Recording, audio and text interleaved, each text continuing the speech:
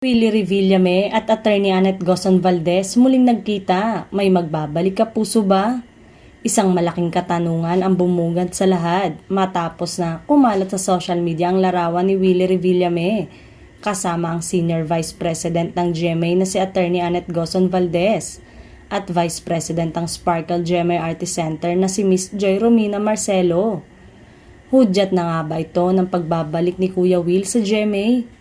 Aming napag-alaman na isa itong pagtatagpo dahil may inaalok umano si Kuya Will sa GMA Network. Ano naman kaya ang offer ni Kuya Will sa GMA? Isa kaya itong bagong programa o magiging talent na kaya si Willie Revillame ng Sparkle GMA Artist Center?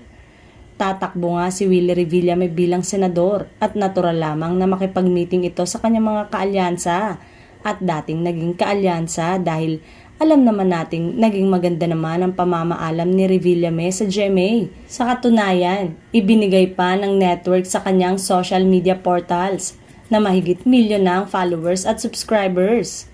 Kaya lang, ang tanong, tatanggapin pa kaya si Willie ng GMA boss? Lalo na si Attorney Felipe Gozon. Tsaka saang timeslot daw ilalagay ang show ni Willie kapag nakabalik siya sa GMA 7?